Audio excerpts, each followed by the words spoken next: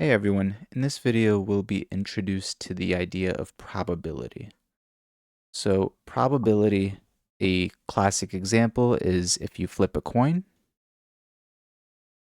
So if you flip a coin, what is the probability of getting heads? Probability of getting either heads or tails is 50%, 50-50. You flip a coin, there are only two possible outcomes. You either get heads or you get tails. And the chances you get either is 50-50. And the probability of rolling a dice, so let's say you want to roll a 1, and it's a 6-sided dice, that is 1 in 6.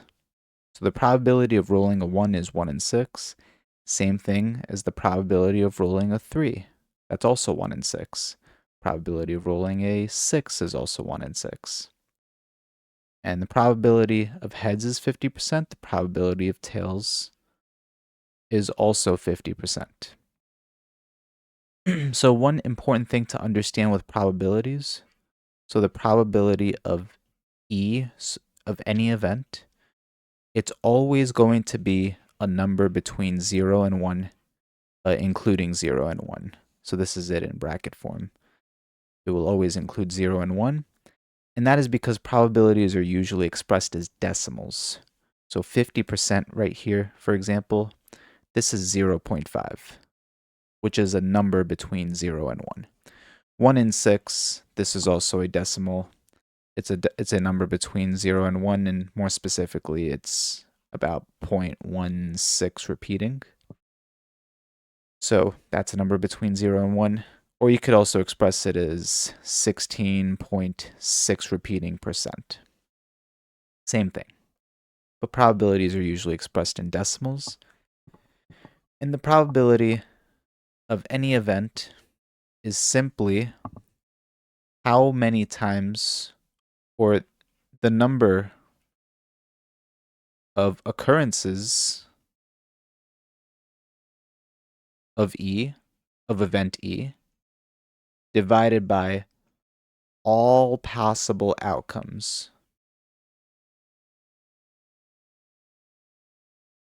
So the reason why flipping a coin is 50-50, you get heads, you get tails is 50-50. If we apply this formula to that, let's say we want to find the probability of flipping a coin and getting heads. Well, how many times could we get heads? In the numerator, that's 1. Divided by how many total outcomes there are. What are all the possible outcomes? What's that number? Well, you can either get heads or you can get tails. And that's it. There are only two possible outcomes. So 1 divided by 2, that's a half. 1 divided by 2, that's 0.5, or also 50%. And that's how probability works. Now, what if we want to talk about the probability of event A or event B? So for example, the probability of flipping a coin and getting heads or getting tails. So the general rule for a probability of either A or B, it's the probability of A plus the probability of B minus the probability of A and B. This is a very important rule. So let's apply it to this example. Let's say we want to find the probability of getting heads or getting tails. So this is just the probability of getting heads plus the probability of getting tails minus the probability of getting heads or tails. Now, before we evaluate this, let's go ahead and just think about it. The probability of getting heads or tails. Well, if you flip a coin, you will always get either heads or tails. You'll always get heads or tails. So this probability is 100%. It's guaranteed to happen. So we expect to get 100% probability here from this calculation. So what's the probability of heads? that is 50%, plus the probability of tails, that's also 50%, minus the probability of heads and tails. What's the probability of flipping a coin and you get both heads and tails? Well, that's impossible. If you flip a coin, it has to land on one side. It can't land on both sides. So the probability of getting heads and tails is 0%. And when the probability of two events is 0% of both events happening, that means that these events are mutually exclusive. So they're mutually exclusive. You can't get heads and tails at the same time. So if we go ahead and just finish evaluating this, 50% plus 50% plus minus 0%, that is 100%, which is the number that we expected. Great, so let's go through another example. Let's say you have a wheel and you have 3 colors on the wheel. You have 3 colors on the wheel. You have red, green, or blue. Red, green, and blue. And you want to spin this wheel. You want to spin this wheel. And you go ahead and spin it. And let's say that these are the area of the red, green, and blue areas are all the same. So that means if you spin the wheel, the probability of getting red, so the probability of red is 1 in 3. The probability of blue is 1 in 3. And the probability of green is also 1 in 3. Again, the reason why they're all 1 in 3 is because the probability of getting green, for example, there's only one green divided by how many possible outcomes? Well, in total, there are 3 possible outcomes. You can either get red, green, or blue. So divided by 3. So the probability of getting either is 1/3. Probability of getting green, blue, or red, that's all 1/3. Now, what's the probability of getting red or blue? Let's apply this. The probability of getting red or blue. Well, that's simply the probability of getting red plus the probability of getting blue minus the probability of getting red and blue. If we evaluate this, what's the probability of getting red? We said that's 1/3. Same thing with the probability of blue, that's also 1/3. So we'll add those up, 1/3 plus 1/3, minus the probability of getting red and blue. So if you spin this wheel, is it possible to get both red and blue? No, that's not possible. So that means that that probability is 0%. So let's go ahead and evaluate this. 1/3 plus 1/3 minus 0, that is just 2/3. And that would be your answer. The probability of getting red or blue is 2/3.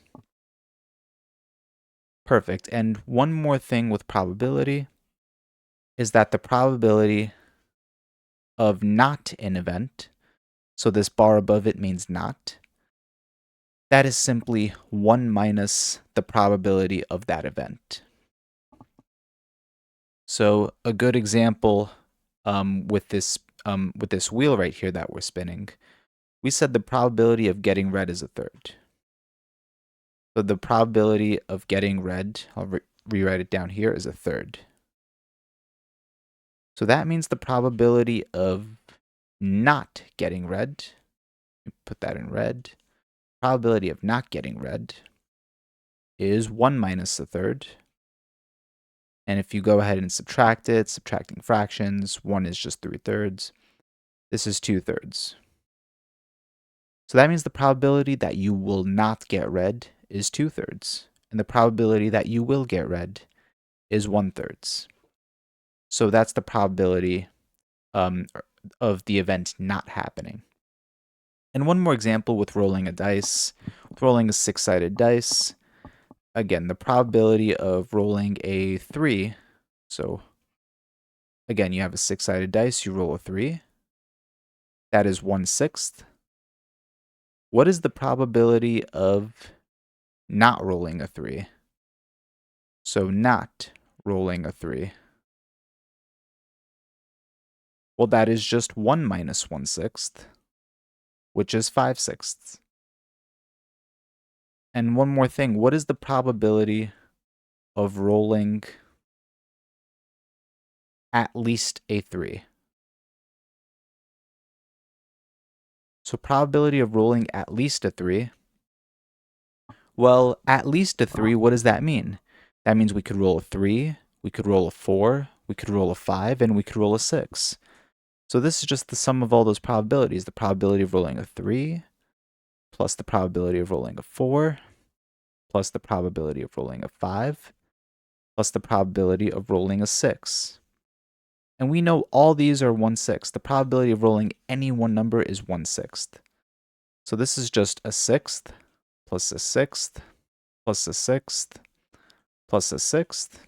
If you add up all these, this is 4/6. So that means the probability of rolling at least a 3 is 4/6. And what about the probability? Let me just actually copy and paste this down here.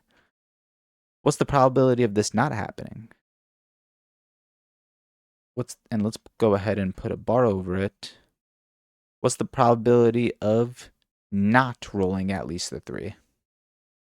Well, that is just 1 minus the probability of rolling at least a 3. Rolling at least a 3.